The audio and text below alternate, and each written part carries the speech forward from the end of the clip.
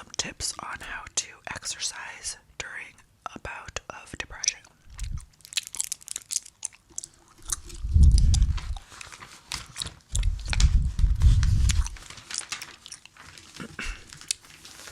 And May is Asian American Pacific Islander Heritage Month.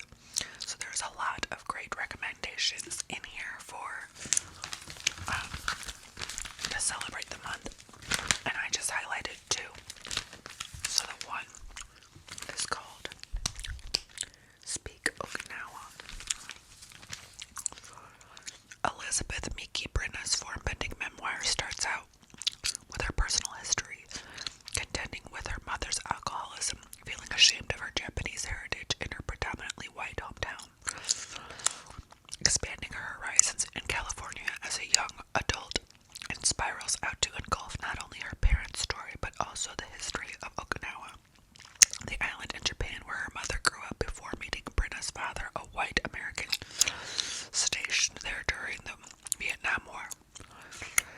After years of contention, Brenna found compassion for the trauma her mother experienced when she left her homeland for a culturally linguistic, isolated life in a hostile new country.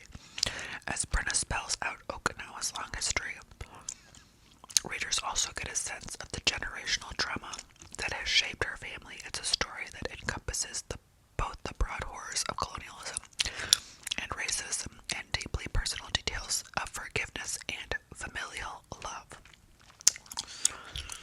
And then This Burns My Heart. This Burns My Heart. Heartfelt and emotional, Samuel Park's moving debut novel is a must-read for fans of Ben Lee's Pachinko or the K-drama Crash Landing on You. Set in 1960s Korea, This Burns My Heart features a resourceful heroine torn between love and duty in the wake of partition. Soo-ja meets Yul and immediately feels a connection to him. A confusing development since she has just decided to marry another man. Unwilling to disgrace her family by going back on her promise, Soo-ja rejects Yul to marry Min. And it turns out to be a decision she will revisit and regret for the next 20 years. Yul and Soo-ja see each other only periodically, and usually by chance, but their fraught encounters are tense with the passion of unconsummated love. Full of poetic observations and memorable lines, This Burns My Heart will leave you pondering the what-ifs in your own life. And then we have some audio books. Promises of Gold, written and narrated by Jose Olivares, delivers a slice of life poetry about growing up in Chicago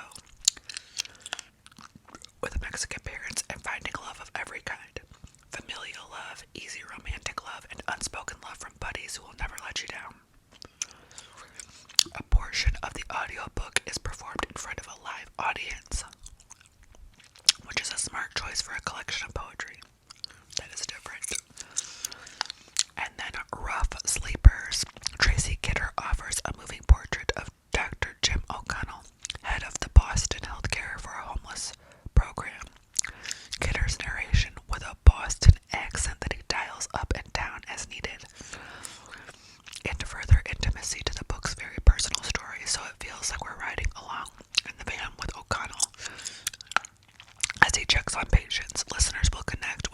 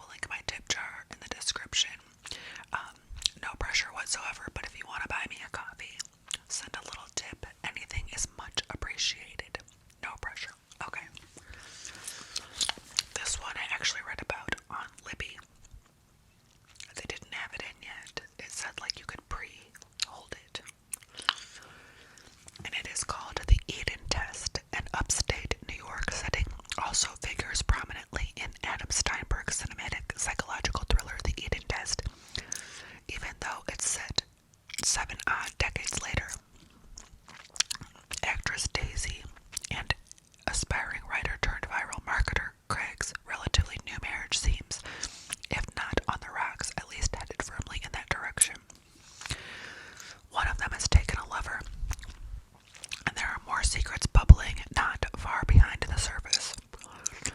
So Daisy takes matters into her own hands and books a week at a getaway hosted by Edenic Foundation for their second wedding anniversary.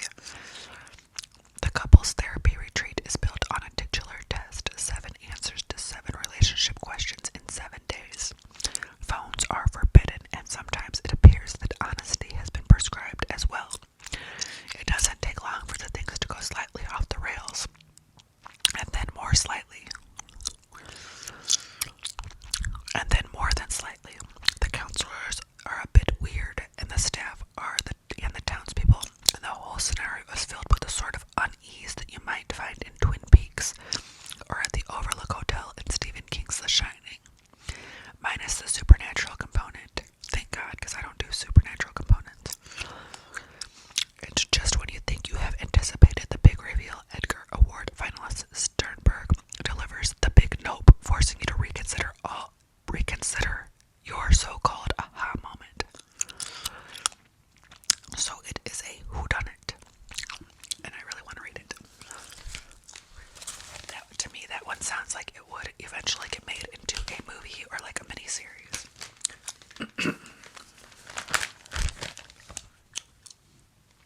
Okay, for book clubs, it has a few recommendations. One is called Blood Will Tell by Heather Chavez, zeroes in on the complicated relationship between Frankie Barrera and her younger sister Izzy.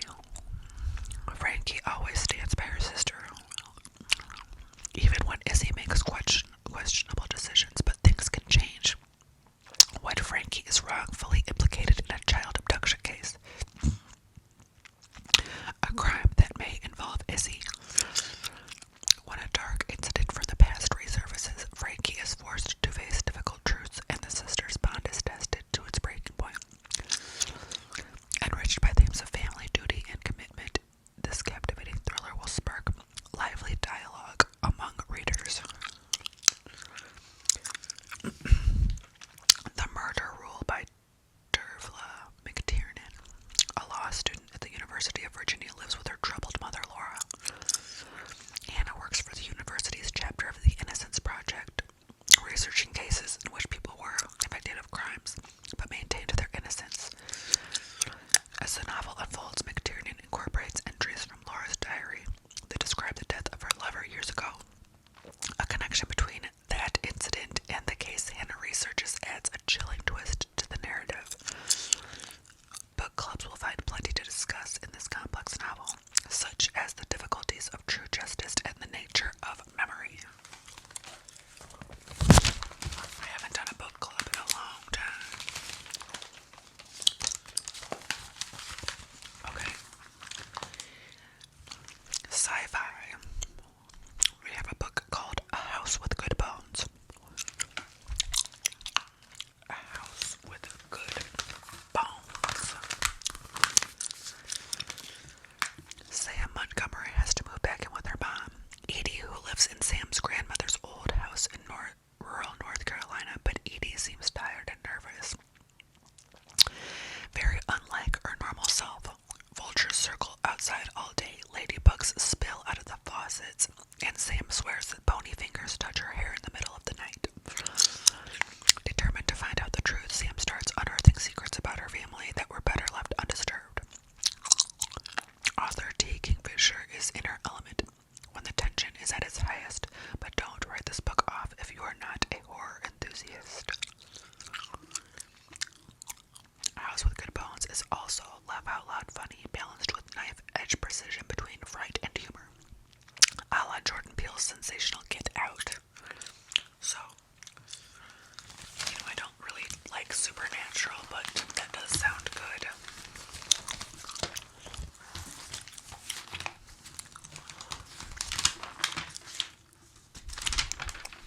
Oh, this is Jane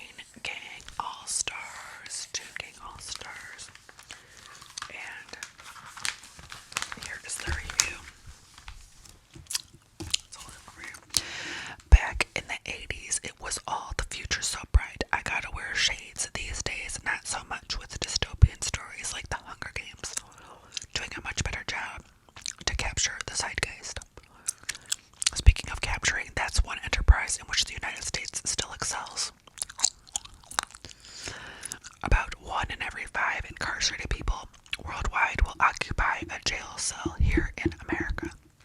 I've done it. Not for long term. But yeah, it's ridiculous. It's ridiculous when you compare this to other countries. We're ridiculous. In his first novel, Chain Gang All-Stars, Nana Kwame at J. Brenya mashes up Orange is the New Black, The Running Man, Gladiator, and mixed martial arts into a brutal prognostication of what could be next year's worst reality show. It works like this. Prisoners whose sentences exceed 25 years are offered shots at freedom in the exchange for 3-year tours of duty as televised weapon-wielding warriors. Much like in a professional wrestling, there are storylines and factions and fan favorites, but SmackDown in the ring means that only the athlete gets to leave alive. Competing for profit prisons, corporations provide teams called chains whose links vie against one another, either singly or doubles matches, to ramp up the drama. Individual links in a chain may occasionally turn on one another. Many of them are murderers, after all, so the likelihood of living through the 3-year tour is vanishingly small. The story centers around a pair of warriors, Loretta Thurwar and Amara Hurricane Stacker, who are members of the same chain, occasional double partners and lovers. While they are both successful at their current day job being killing machines, Edja Brenya has imbued them with notable degree of tenderness. They are aware that most of the links are going to be freed via slaughter in the ring, and their immediate survival requires them to focus their violence on their opponents rather than toward each other. A chain, after all, is only as strong as its weakest link. The subtext here punches through like Anderson the Spider Silva, delivering a knockout blow. The incarceration industrial complex, hyped up on the steroid of private capital, encourages systematic racism and rejection of any possibility of rehabilitation. So in A.J. Brenya's Brave New World, he recalls yet another notion perfectly articulated during the 80s. Quote, "The sisters are doing it for themselves." This sounds so good, and this sounds terrifying, and this sounds like it would be a movie or a series as well. Also, the privatization and privatization of prison should make everybody terrified, because that's real. And it's not a good incentive. It's not a good incentive for people to manipulate work, criminalize more, make you a criminal. Like, anything's a crime. And we'll lock you up and you're gonna have to work it off. It's like, well, we'll leave it at that. No, we won't.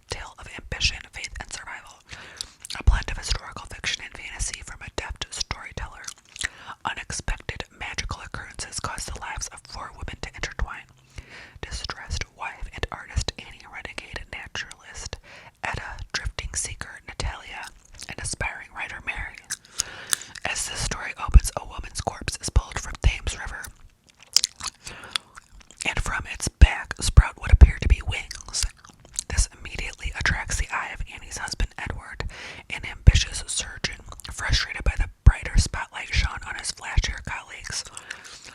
In this fallen angel, Edward sees his entire future in the form of a gift from God, but now he wants to get his hands on a living specimen. But at what cost does success come for Edward, and how does his relentless pursuit of notoriety and fortune change the lives of each of the four women? And then we have The Three of Us by Ori. I'm trying to say this. Agbaji Williams. The adage two's company but three's a crowd rings awkwardly and painfully true. In this debut, I love reading debuts, which examine the inner workings of both a friendship and a marriage. There's hardly any unselfish love to be found in this triangle formed by a prickly husband, a chameleonic wife, and a manipulative best friend. Be aware that the proverbial third wheel may not be who you'd expect. Okay.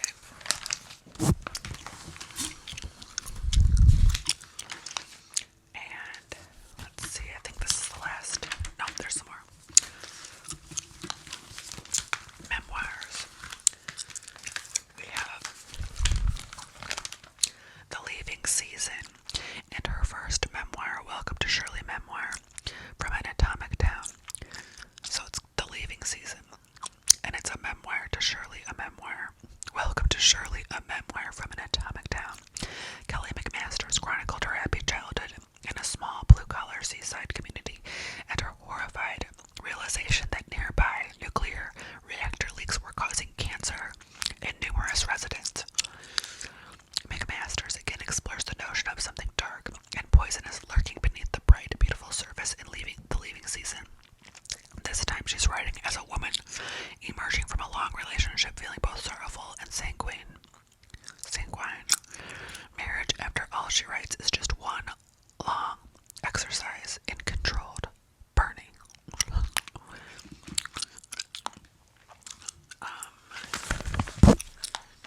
And then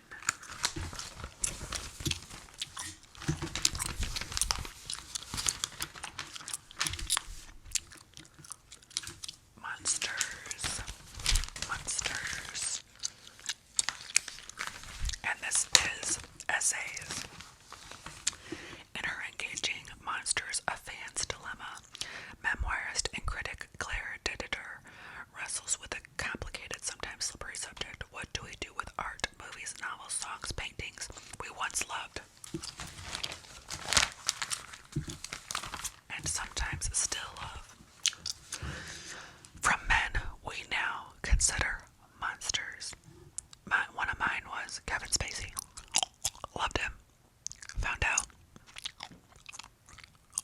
some of the dirt. Ew. And honestly, I have to stop myself because sometimes people will post,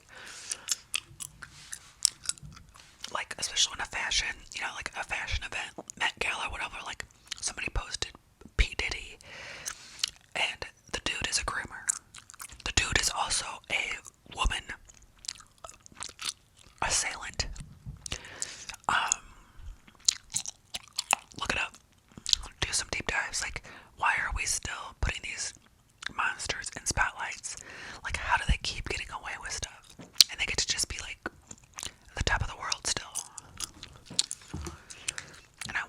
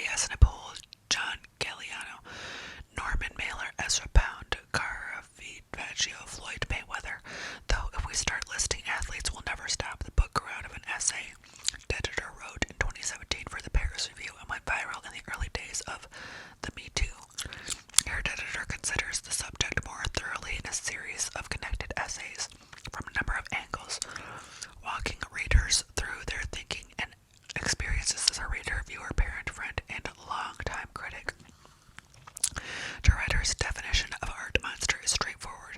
They did or said something awful and made something great. The awful thing disrupts the great work. We can't watch or listen to it or read the great work without remembering the awful thing. She asks who qualifies as an art monster and whether female artists can be monsters. Absolutely. Absolutely. Madonna's in a lot of hot water right now. And I mean, I'm waiting for to hear more about that because I only heard that her charity was being investigated, and I haven't heard anything more. And apparently nobody else has ever heard about it because all they're talking about is her stupid looks. Like, why hate her for her looks when we can hate her for being a groomer or whatever she's been up to, if it's true, allegedly, through her charities. Anyway, you get the point, and it sounds like an excellent read. Okay, well, I can hear that the baby just got up, so I better wrap it up with one more, and this is actually young adult, which I don't read, but this one sounded good. This is called Alondra by Gina Femia. Alondra gets straight A's and does whatever her guardian Teresa asks her, all while keeping her dreams locked up tight. But one day in June, Alondra spots something that sends those dreams tumbling into an open. 4 teens practicing professional wrestling on the playground by her Coney Island apartment. Alondra introduces herself to the ragtag group, and soon she's cutting promos, the speeches that establish the personal stakes of matches, perfecting hip tosses and hurricanas, and forming deep friendships. But figuring out her own wrestling persona, the titular Alondra, is harder because Alondra isn't sure what she wants. Is it to wrestle in front of a crowd of adoring fans? Is it to do what her mother, who died when Alondra was 7, would have wanted? Is it to pursue her attraction to King, the self-proclaimed anti-hero of their group? Or her feelings for Lexi, the artistic